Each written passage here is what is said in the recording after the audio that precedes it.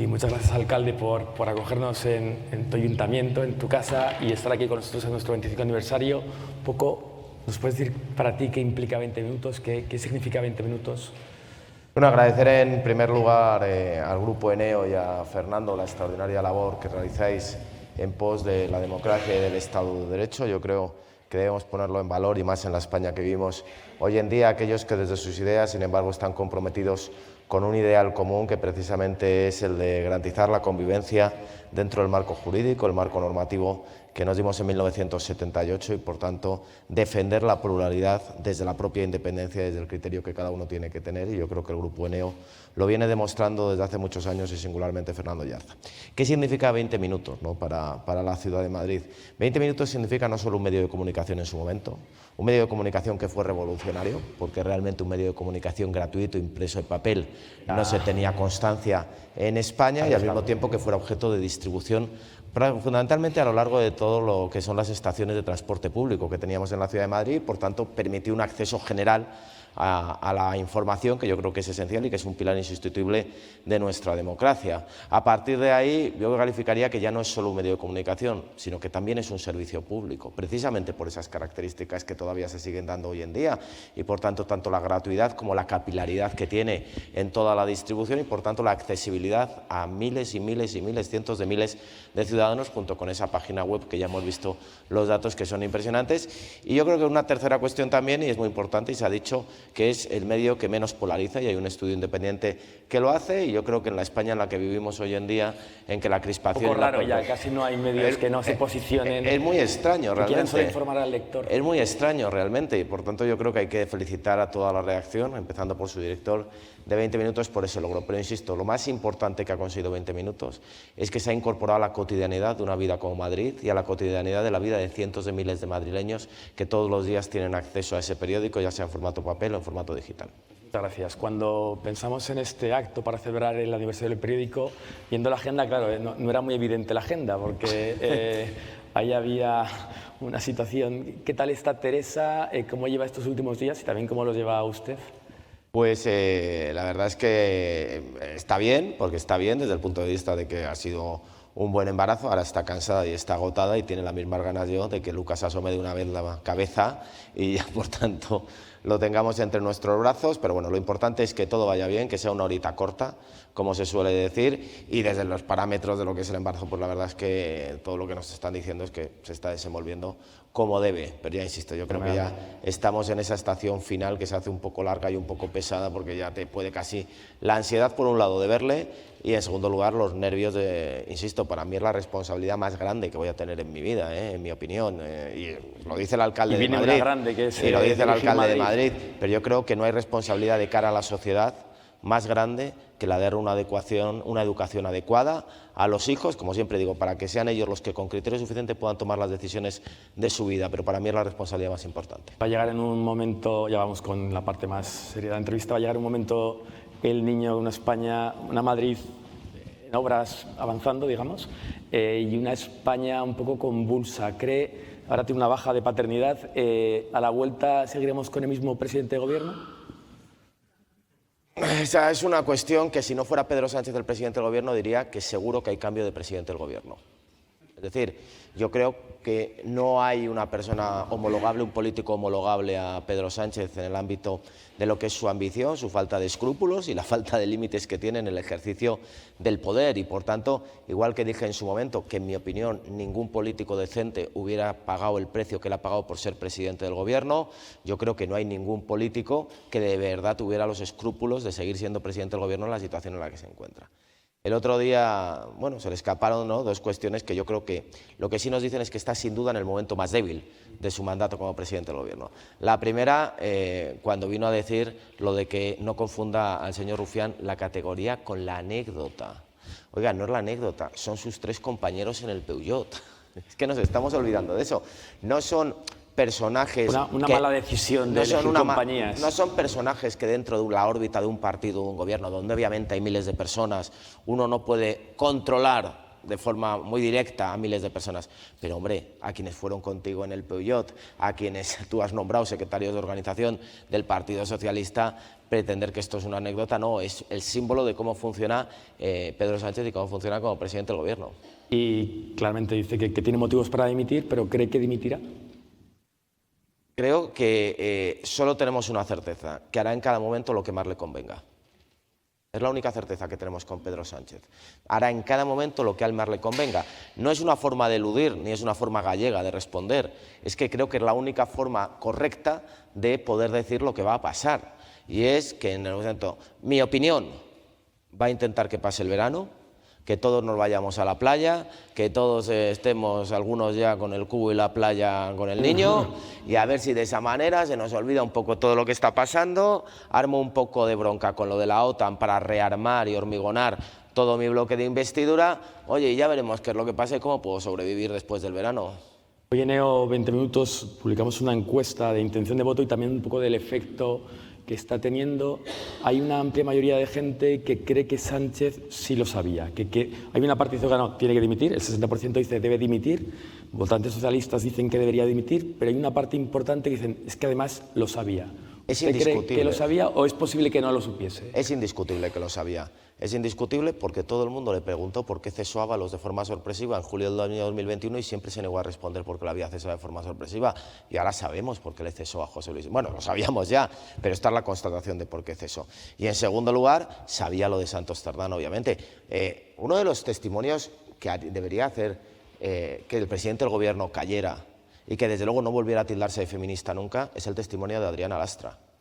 Es un testimonio estremecedor, cuidado, en la forma como funcionaba Santos Cerdán dentro del Partido Socialista y cómo le hizo prácticamente acoso y moving a una persona que estaba embarazada y, por cierto, larguísima trayectoria en el Partido Socialista.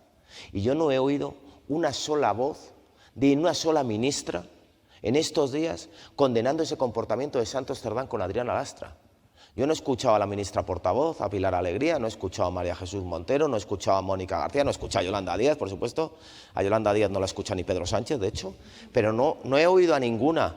Y cuidado con lo que cuenta Adriana Lastra.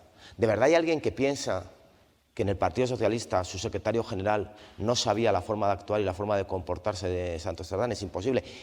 Pero vamos a hacer la cláusula de cierre, como decimos en los abogados. Y si no lo sabía, que se vaya. Como abogado del Estado, porque es inaceptable que no lo supiera, quiero decir, es una imprudencia, dejémoslo ahí, si no lo falta sabía, es una falta de diligencia, ¿no? Total y absoluta, que se vaya. Cuando leyó, imagino que el informe de la UCO le ha hecho un vistazo, sí. Usted es abogado del Estado, cuando lo lee, ¿qué le evoca? Bueno, antes que abogado del Estado soy ciudadano y me evoca repugnancia. Repugnancia de que estas personas hayan tenido estas responsabilidades. La corrupción es nefasta y es delictiva, venga de donde venga, que conste. Todo acto de corrupción a todos nos debe parecer repugnante, sin lugar a dudas. Esto no tiene ni partidos, ni ideologías. Algunos dicen que es imposible que Ábalos y Koldo y Cerdán fueran socialistas porque son corruptos. Oiga, no me tome usted el pelo, por favor. No me tome usted el pelo, que estos no iban a ser socialistas. Pero lo que quiero decir con esto es que las conversaciones... Vamos a ver, que en la España de hoy en día los españoles hayamos tenido que ver que una actriz porno salga de su casa con un pendrive escondido, con las conversaciones de Ábalos con Pedro Sánchez... Hay una parte como casi de torrente en lo que está ocurriendo. No, es que es insuperable, ya lo ha dicho Santiago Seguro, él no puede superar esto. No lo puede superar, claro, no hay torrente que supere... Pero démonos cuenta de la escena, Démonos cuenta de la escena, de la degeneración que hemos alcanzado en España. Y, por cierto, hay otro detalle muy llamativo de toda esta historia. ¿Han escuchado ustedes alguna crítica del presidente del Gobierno a Santos Cerdán?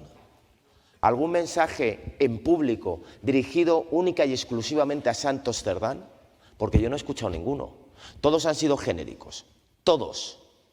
Ayer el portavoz del PSOE, Pachi López, incluso dijo, bueno, que eso es un informe que todavía él ha leído por los medios de comunicación. Claro, ¿no extraña que el presidente del Gobierno no haya sido capaz de decir Santos Cerdán es un corrupto? ¿Está diciendo que quizá hay financiación irregular por parte del PSOE? Estoy diciendo que no me extrañaría que detrás de todo esto hubiera financiación irregular del Partido Socialista. Sí, claro. Todo apunta a eso.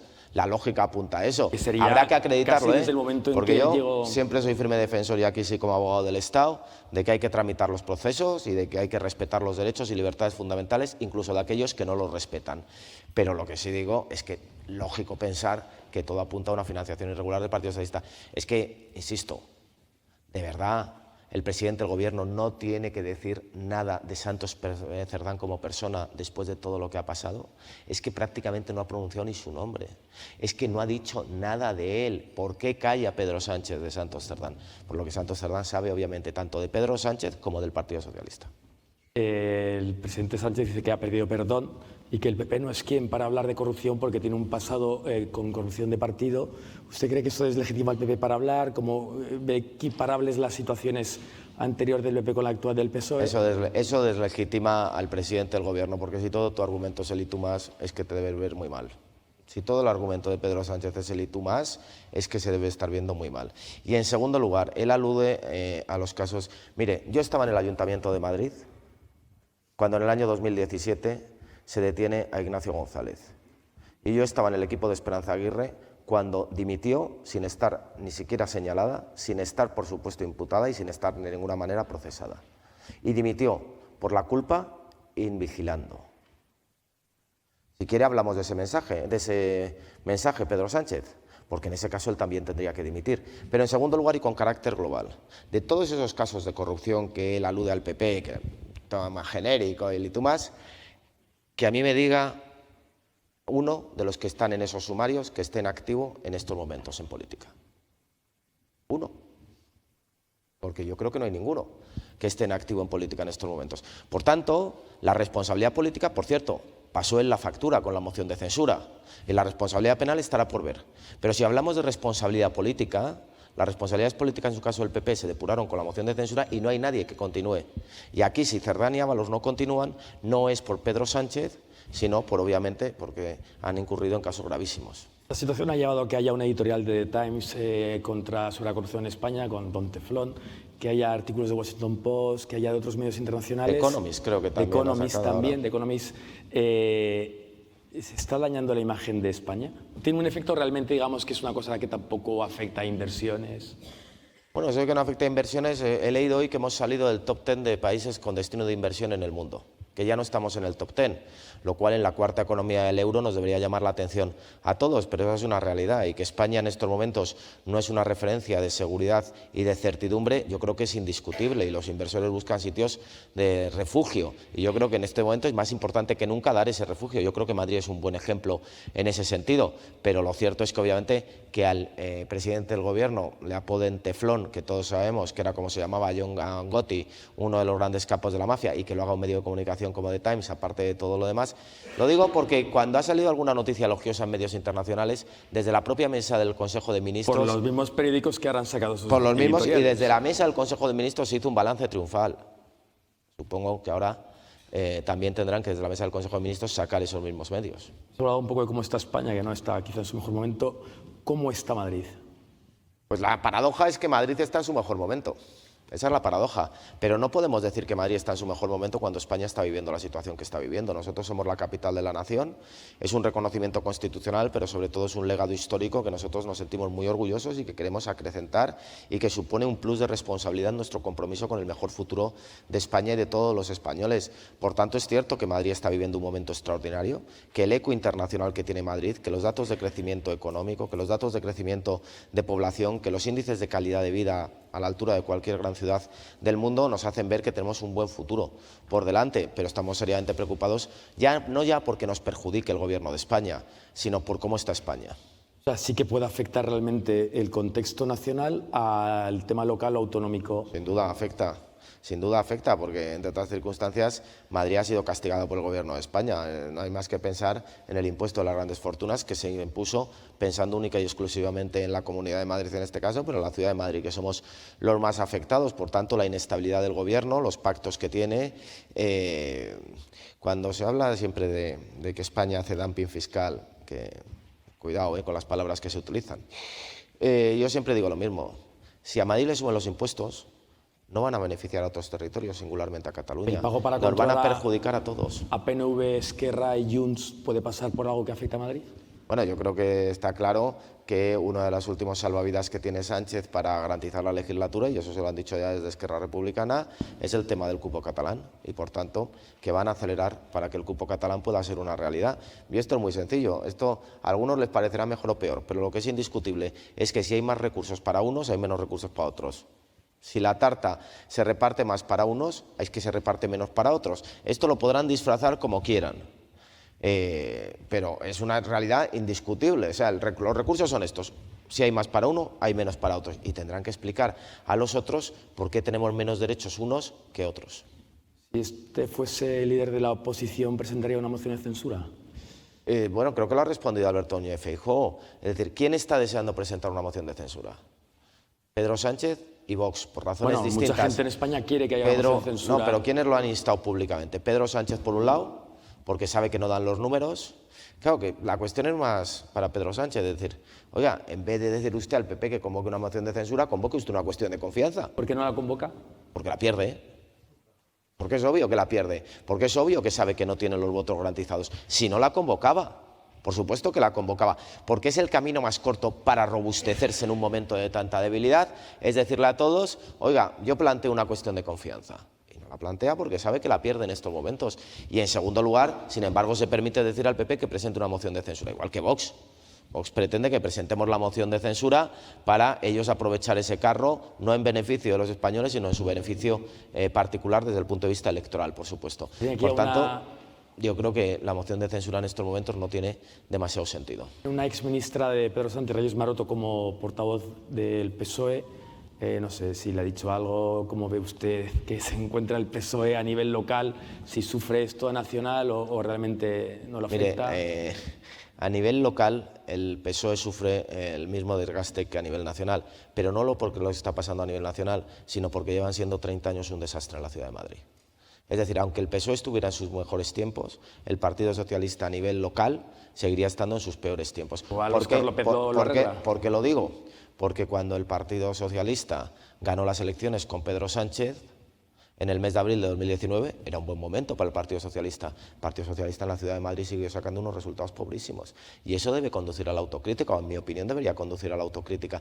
Es decir, cuando nosotros nos fuimos a la oposición en el año 2015 y yo fui designado portavoz, defendí que estar en la oposición nos venía bien, porque después de haber estado 24 años en el gobierno, y si uno pierde tanta confianza como nosotros perdimos, tiene que hacer autocrítica para saber qué es lo que ha pasado. Que el Partido Socialista en Madrid sigue sin hacer autocrítica, es que sigue pensando que la culpa es de los madrileños y no, la culpa no es suya. Entonces, mientras siga así, oiga, a mí me beneficia, yo no tengo nada que decirles ni les voy a decir cómo salir de esta situación. Pero lo cierto es que el Partido Socialista de la Ciudad de Madrid, al margen de lo que está pasando en el ámbito nacional, sigue teniendo un problema grave desde hace 30 años. ¿Con Óscar López puede cambiar? Con Óscar López, hombre, visto sus antecedentes electorales, no invitan al optimismo tampoco. Y su táctica que está llevando.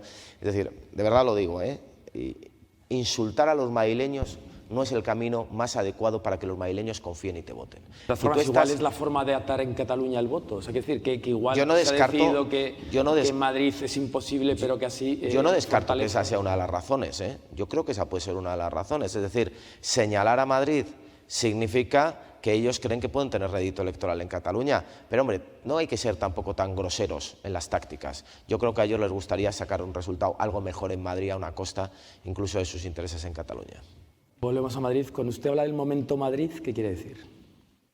Pues que las cifras y sobre todo el ambiente está ahí, que esta ciudad está en un momento muy especial, que hemos llegado después de trabajar durante muchos años de manera muy dura para alcanzar la situación en la que nos encontramos y que tenemos ahora el reto por delante de mantenernos, de consolidarlo y de dar un paso, incluso un salto de calidad adicional al que ya hemos hecho y por tanto de poder codearnos con cualquier otra gran ciudad de las que hay en el mundo. Todos los rankings internacionales están avalando lo que está pasando en Madrid, todos los rankings internacionales de ciudades nos dicen que Madrid es una de las ciudades sin duda mejor posicionadas. Por tanto, tenemos la responsabilidad por un lado de seguir dando respuesta a los madrileños y el reto por otro de seguir creciendo como ciudad y eso es en lo que estamos enfocados desde el gobierno municipal. Ha pasado una Filomena, ha pasado la COVID, el apagón. ¿Qué balance hace de estos años? Y bueno, tanto sorpresa como lo ha llevado. ¿Va tanto? Tanta sorpresa que ha habido, tantos hechos no inesperados. es sencillo, la verdad es que no es sencillo gestionar todas esas situaciones que se dan en las que uno no esperaba, porque es cierto que cuando uno entra de alcalde de Madrid sabe que va a tener que afrontar situaciones complicadas, sabe que va a tener que afrontar situaciones y dramas que se producen en una ciudad como Madrid, con la conectividad que hay aquí, pero no piensa que te vas a tener que enfrentar a una pandemia, no piensas que te vas a enfrentar a la peor nevada en 150 años o a un apagón, del que, por cierto, el informe es para darle también una ponencia aparte al informe sobre el apagón. No hay culpables. Dicho lo cual, yo creo que lo importante es, por un lado, aprender de lo que pasa. Segundo, prevenir que no vuelva a pasar y que si vuelva a pasar estás mejor preparado, porque es fundamental. Yo entiendo que la pandemia es muy difícil, pero ya sabemos que ha venido una vez y puede volver a pasar, o más cercano, el apagón, por mucho que digan, ha pasado una vez y puede volver a pasar, por tanto estemos mejor preparados. Y luego, sobre todo, que en la ciudad de Madrid tenemos una inmensa suerte, que son los servicios de seguridad y emergencias de este ayuntamiento, que de verdad, Policía Municipal, Bomberos, SAMUR y tantos servicios públicos que tenemos en esta ciudad han demostrado que cuando peor están las cosas, mejores son ellos.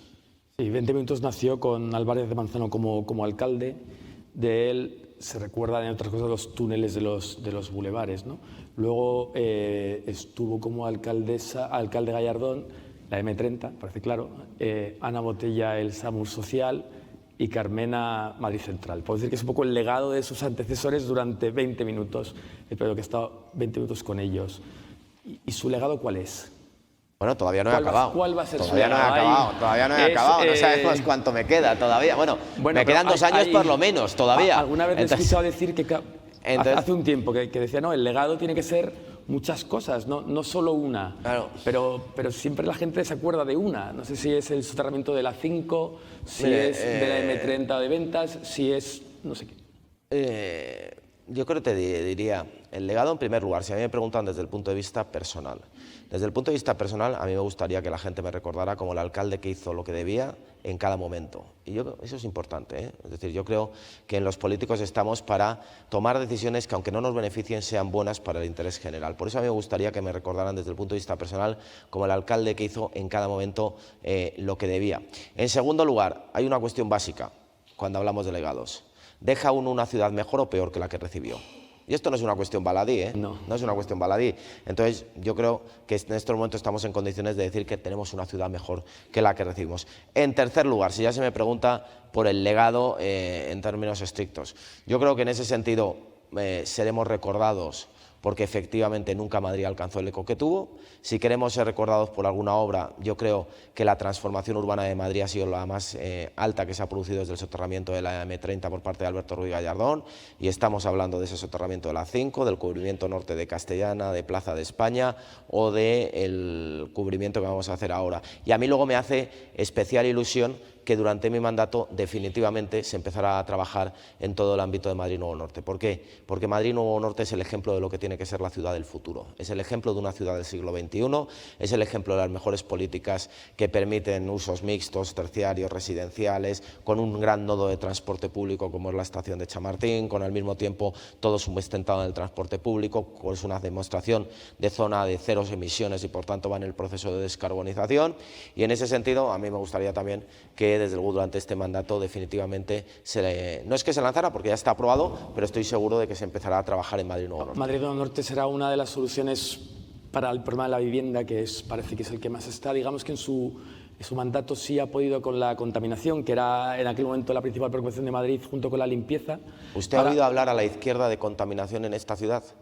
Lo digo porque es que cuando yo llegué iba a matar de polución a los madrileños. Era lo que se decía, que prácticamente les iba a matar, que yo era un negacionista salvaje que negaba la realidad. En este momento tenemos eran malos de polución. Los datos eran malísimos de polución. Los datos eran malos de polución, es cierto. Y ahora tenemos los mejores datos, los seguimos mejorando mes tras mes. Y entonces, cuando cumplimos por primera vez con los límites de calidad del aire de la Unión Europea, el argumento de la oposición fue, sí, pero es que no cumple con los límites que se van a establecer en el año 2030. Bien, en este momento, año 2025, más de la mitad de las estaciones de calidad del aire de la Ciudad de Madrid cumplirían ya con los límites previstos para el año 2030. Pero no se ven menos coches en las calles. ¿Por qué? ¿Por qué ha bajado? Ha bajado, en primer lugar, porque el transporte público, la MT, ha transportado 475 millones de viajeros. Nunca había habido tantos autobuses de la MT en la calle, nunca había habido tantos usuarios, nunca había habido tantos carriles de de bus en la Ciudad de Madrid, que lo que permiten es garantizar la velocidad comercial, que se llama, y la puntualidad. En segundo lugar, porque teníamos que actuar sobre el parque de vehículos con la renovación de los vehículos. Eso es fundamental. Y nosotros hemos dedicado más de 100 millones de euros a la renovación del parque de vehículos en la Ciudad de Madrid y, por tanto, oye, los vehículos sin etiqueta ambiental, que son un 10% del parque, suponen aproximadamente un 40% de las emisiones que tienen los vehículos particulares. Pero se ha producido esa renovación en estos momentos en la Ciudad de Madrid, pero también de la flota de taxis, de la distribución logística. O sea, que la cifra se podrá mantener, que podemos estar cumpliendo. Hablaban de que también el tiempo ayuda. Adoptamos una medida como fue la prohibición de las calderas de carbón en Madrid, que todavía había calderas de carbón en Madrid, o de las calderas de gasóleo que se han tenido que ir sustituyendo con subvenciones del Ayuntamiento de Madrid. Son temas que han ayudado y, por tanto, nosotros confiamos en que vamos a seguir exactamente en la misma línea y, por tanto, que va a seguir teniendo lo mejor. Es la capital de Europa en la que mejor aire se respira. Y esto es comprobable, ¿eh? Los datos están ahí de Eurostat, de la Unión Europea. No hay capital en Europa con mejores datos de calidad del aire que la ciudad de Madrid. Ahí hay un pulmón que es el Retiro. Y ahora hay cierta polémica, ¿no? Porque con el calor se cierra el Retiro, él está pidiendo a la oposición, algún partido en concreto, que no se cierre. No sé si hay que cerrar o no cuando hay mucho calor porque son árboles o nosotros decimos que estamos dispuestos a estudiar cualquier alternativa, pero fundamentada en datos. Y voy a dar el siguiente dato. El 80% de los árboles y ramas que se caen en el Retiro es en el 1% del tiempo, de los días que hay en el año, que se corresponde cuando el Retiro se cierra. Ese dato es incontestable. O sea, el 80% de las ramas y árboles que se caen en el Retiro son en los días en los que el Retiro está cerrado por alerta roja. Ahí está el dato. ¿Por qué? Porque aparte de los vientos, lo que más afecta a los árboles son el calor extremo, porque el calor extremo lo que hace es reblandecer las raíces y, por tanto, que los árboles pierdan fuerza y que las ramas pierdan fuerza. Es una realidad. Yo entiendo que la gente diga, ¿cómo es posible? No hace viento, no hay lluvia. Pues sí, porque el calor extremo es lo que más afecta a las raíces de los árboles. Pero cuando se ponga este debate encima de la mesa, y yo entiendo que en la Feria del Libro haya habido quejas y hayan dicho cómo es posible que esto se haya cerrado. No, ha sido la mejor en resultados de la historia porque claro, no ha llovido. No ha llovido, pero insisto, el dato es ese, el 80% de las ramas y árboles del Parque del Retiro se caen en los días de alerta roja. Opinión, digamos. A mí me parece complicado cambiar de opinión. En todo caso, si cambiamos de opinión, que sea de acuerdo con todos los grupos municipales, que se vea cómo que se puede hacer y que en todo caso se debe garantizar la salvaguardia de las personas. Sobre de la contaminación, el otro problema que había y que ahora ya no se detecta en las encuestas es la limpieza. Hay como, realmente había una imagen del centro bastante sucio en algunos momentos. ¿Qué se ha hecho en limpieza? Porque hemos hecho un esfuerzo extraordinario en los contratos de limpieza que se sacaron durante la legislatura pasada, que permiten un aumento de presupuesto, un aumento de personal y una mejora de los medios materiales, mayor frecuencia. Yo, desde luego, y esto es una encuesta callejera que nunca puedes saber la fiabilidad que tiene, pero yo cuando voy por la calle y viene gente fuera de Madrid, lo primero que me dicen es qué limpia está la ciudad de Madrid. Es el primer comentario. O cuando recibo personas en mi despacho que vienen de fuera de España, me dicen, oye, qué limpia están las calles en Madrid. Es decir, llama la atención cómo están de limpias. Es cierto que siempre puede haber momentos puntuales. Es cierto que nos preocupa enormemente sobre todo lo que son los contenedores de recogida de cartón, que tienen horarios para dejarlo y muchas veces no se cumplen esos horarios y estamos haciendo un esfuerzo especial ahí. Pero en líneas generales, Madrid es una ciudad limpia. Ahora, esto no quiere decir que nos confiemos, ¿eh? Todos los días tenemos que conseguir que Madrid esté un poquito más limpia. ¿Qué han hecho? ¿Aumentar la contrata? Hemos aumentado el precio de la contrata, hemos exigido más trabajadores, hemos exigido mejores medios materiales. Hablamos en términos de calidad del aire, la flota tiene que ser eléctrica, por ejemplo, en el ámbito de los contratos de limpieza. Eso también ha ayudado a mejorarlo y desde el Ayuntamiento mantenemos un diálogo continuo además con las empresas, empujando a las empresas a que cada día lo puedan hacer incluso un poco mejor. Es decir, que lo superado esta contaminación y limpieza, la vivienda es un problema en Madrid. Es un problema cada vez mayor, los alquileres se han puesto prohibitivos, mucha gente. Es verdad que Madrid ha aumentado en 80.000 personas la población de la ciudad, pero a la vez hay otros que tienen que salirse. ¿Qué se puede hacer? ¿Se está haciendo algo y qué se puede hacer? Es el principal desafío que tenemos en Madrid de cara al futuro, la vivienda. ¿Por qué? Porque como esto va a ser una competición entre grandes ciudades, sin duda además, las grandes ciudades lo que vamos a pelear es por el mejor talento, porque detrás de cada actuación, detrás de cada innovación tecnológica, detrás de cada transformación digital, detrás de la inteligencia artificial hay una persona. y las personas van a ser las que van a definir la diferencia que pueda existir entre las ciudades. Por eso nosotros queremos atraer el mejor talento a la ciudad de Madrid y que se quede a vivir aquí en la ciudad de Madrid. Por eso la vivienda es un gran desafío. A partir de ahí, oye, o podemos acudir a promesas inconsistentes, las 180.000 viviendas, la creación de una agencia pública de vivienda, ofrecer a la conferencia de presidentes el otro día un plan también improvisado en materia de vivienda, o podemos ser honestos con los ciudadanos y decirles el problema de la vivienda es grave, pero estamos en condiciones de decir que en Madrid nunca ha sido tan fácil, tan rápido desde el punto de vista administrativo construir vivienda y al mismo tiempo tan barato desde el punto de vista fiscal. Y en segundo lugar, que no hay una ciudad en Europa en estos momentos que tenga desbloqueados desarrollos urbanísticos con el número de viviendas en construcción que tiene la ciudad de Madrid. ¿Cuántas son? Nosotros tenemos ahora mismo desbloqueados desarrollos urbanísticos en el entorno de las 140.000 viviendas aproximadamente. Es entre Cañaveral, Los Berrocales, Aijones, Valdecarros, todos los desarrollos del sureste. Y claro, bueno, Madrid Nuevo Norte, que tiene aproximadamente el entorno de 10.000, Operación Campamento, que va a tener aproximadamente el entorno de 10.000, pero tengamos en cuenta que según un informe de la Asociación de Promotores de Madrid, nosotros necesitamos 40.000 viviendas cada año para poder absorber precisamente ese incremento de población que está teniendo la ciudad de Madrid y, por tanto, que tenemos que seguir trabajando muy duro. Yo no le puedo decir a los madrileños, yo no soy Pedro Sánchez, yo no les voy a mentir con promesas que son imposibles de cumplir, ni les voy a mentir con planes milagrosos que no hay quien se crea. Pero sí les puedo decir que Madrid, a lo largo de los próximos años, va a ser la primera ciudad de Europa en construcción de vivienda asequible. ¿Con viviendas de protección también? Sí, con viviendas de protección. Con viviendas de protección y con terrenos que nos corresponden a nosotros en cesión por legales que están previstas en el marco normativo y que, por ejemplo, nos ha permitido que en estos momentos la MV haya sacado parcelas en derecho de superficie en las cuales se están construyendo en el entorno o se van a construir en el entorno de las 6.000 viviendas. A mí me hace gracia, ¿no? Porque otro mantra de la izquierda es que nosotros acabamos con la vivienda pública. Este gobierno lo que ha conseguido es que por primera vez en 2025 la MV va a tener un parque público de alquiler de viviendas de más de 10.000. Por primera vez en la historia de la Ciudad de Madrid. Hemos incrementado, datos del Ministerio de Vivienda, para quien no me crea, datos del Ministerio de Vivienda, en un 40% el stock de vivienda pública en la Ciudad de Madrid a lo largo de los últimos 4 años. El dato, por ejemplo, de Barcelona, que es la panacea para nuestros adversarios políticos aquí en la Ciudad de Madrid, ellos tienen dos panaceas, una París, que tiene peores datos de calidad de la de Madrid, y otra Barcelona. En vivienda Barcelona pública, y este es dato del Ministerio de Vivienda, bajó un 2,75% en los últimos 4 años. Madrid ha subido un 40%. Vamos a ir rápido, que quedan muchos temas y poco tiempo. Seré telegráfico. La seguridad, es verdad que en Madrid está empezando a haber ciertas llegadas de bandas juveniles de otros países. ¿Es un problema que se ha controlado? ¿Va a ir a más? Hay que asumir que va a ir a más, porque quizá se puede controlar, pero es imposible. Bueno, la seguridad, en primer lugar, es competencia de la delegación del Gobierno. Quiero decir, esta la pregunta habría que hacérsela al delegado del Gobierno en sus ratos libres de portavoz. ¿El delegado del Gobierno le da los efectivos para controlar en los ratos libres problema? que tiene como portavoz del sanchismo, debería ejercer de delegado del Gobierno y ocuparse de la seguridad. ¿Por qué? Porque es una nota distintiva de la Ciudad de Madrid.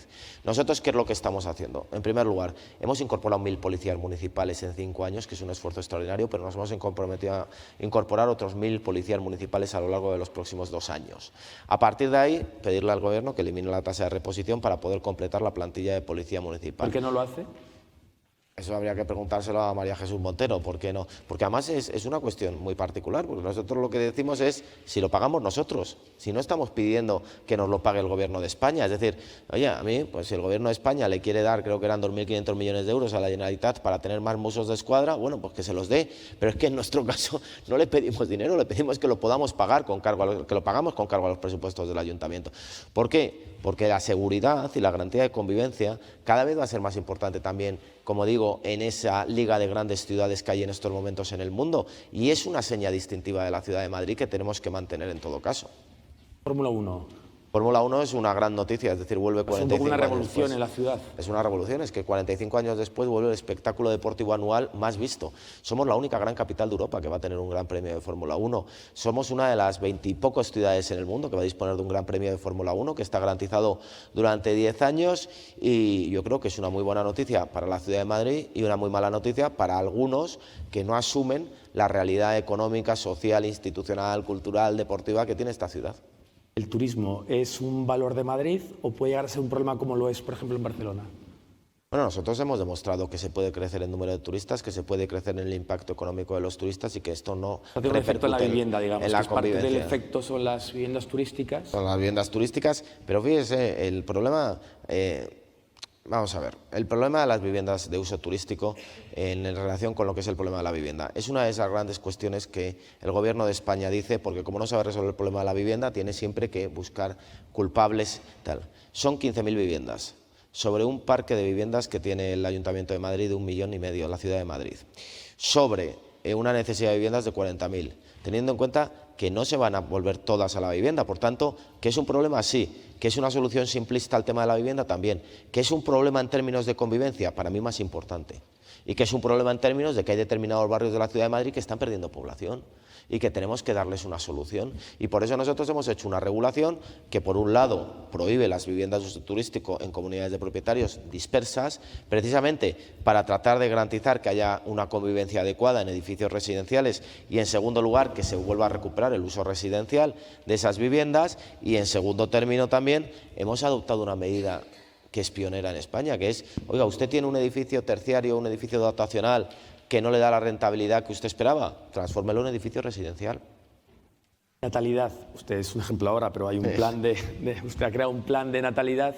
¿Está funcionando, más allá de su caso personal, que sí? ¿Está funcionando en la sociedad? ¿Cree que va a ayudar? Mire, en realidad tampoco... El plan de fomento de la natalidad para mí tiene dos vertientes. Una, en primer lugar, que es la obvia, que son todas las medidas de apoyo a la natalidad que nosotros hemos puesto ahí, ya sea los 1.000 euros por nacimiento de niño, ya sea el aumento de escuelas infantiles, ya sea el acompañamiento a los padres y otras medidas que hay. Pero, en segundo lugar, también es una cuestión de concienciación desde las instituciones del problema tan grave que tenemos demográfico en estos momentos en Madrid y en España. Hubo un dato que es estremecedor en esta ciudad. En el año 2023, si no me equivoco, hubo más muertos que nacimientos en una ciudad como Madrid, se dice pronto, más fallecidos. Teniendo en cuenta, además, por cierto, que Madrid es la ciudad con esperanza de vida más alta de Europa. Estamos en una media de 85 años. Entre las capitales, entiendo. Entre las capitales, no. La ciudad más alta de Europa, con una media de 85 años. Y sin embargo hubo más fallecidos que... Esto en 2024 ya se ha revertido un tanto, ya hay más nacimientos. La tasa de porcentaje de aumento de la natalidad, y creo que leía el dato, en la Comunidad de Madrid en conjunto, que es lo que se valora con otros territorios, está 3 o 4 puntos por encima de lo que es la media nacional, porque la comunidad también está haciendo un esfuerzo muy importante. Y yo creo que en ese sentido, poco a poco, desde la labor de concienciación y desde la labor de medidas que permiten mejorar también las condiciones de conciliación, superar la brecha obvia salarial y profesional que muchas veces se produce como consecuencia de la maternidad, que poco a poco estemos revirtiendo esas cifras tan dramáticas de que en una ciudad como Madrid pueda haber más fallecidos que nacimientos. Dos preguntas, una rápido, que es del bloque anterior. Realmente, el Congreso del PP no va a estar, entiendo, ¿no? No va a ir. Bueno, el Congreso del PP, lo que espero, desde luego, es, hombre, no voy a estar los 3 días, pero también es mi derecho votar al presidente nacional, a Alberto Núñez Feijóo, y yo creo que acercaré a votar a Alberto Núñez Feijóo, y luego espero por lo menos estar, desde luego, en la clausura del Congreso, acompañando en ese discurso. ¿Qué espera ese Congreso? Pues nosotros lo que sinceramente espero es que los españoles perciban que hay un partido preparado para gobernar en cualquier momento España. Ahora están todas las quinielas acerca del futuro de Pedro Sánchez. Los españoles entenderán, desde luego, que hay un partido que, sea en julio, en agosto, en septiembre, en octubre, o sea en julio de 2027, que hay un partido que está preparado. Y que además somos el único partido, el único capaz de aglutinar nuevamente a amplias mayorías sociales. Porque una de las consecuencias más desgraciadas del sanchismo es que el Partido Socialista, por ejemplo, ha renunciado a una vocación mayoritaria. A él le vale con una minoría de bloqueo, le vale con 120 diputados. Y a mí, en política, yo creo que los que estamos aquí tenemos que tender a aglutinar, dentro de las diferencias y con pleno respeto a las minorías, una amplia mayoría social en torno a un proyecto común de convivencia. Y el único partido que puede hacer esto en estos momentos en España es el Partido Popular. El Partido Socialista, por razones obvias, no lo puede hacer porque ha renunciado a ello, además, voluntariamente. Vox, por supuesto, no lo puede hacer tampoco porque no tiene la capacidad, y de ahí su frustración con el Partido Popular. Y, por tanto, somos los únicos capaces de decirle a los españoles, ya sea cualquier día de cualquier mes que quede hasta julio de 2027, que este partido, al margen de las coincidencias ideológicas exactas o inexactas que uno pueda tener, es una casa común en el momento más grave que vive nuestra democracia y nuestro Estado de Derecho, y que es la única casa común que nos asegura seguir teniendo una convivencia para el futuro. Hablando de casa común, en el día de San Isidro está Carlos Goñi cantando, pongamos que hablo de Madrid, y hablando del cruce de caminos.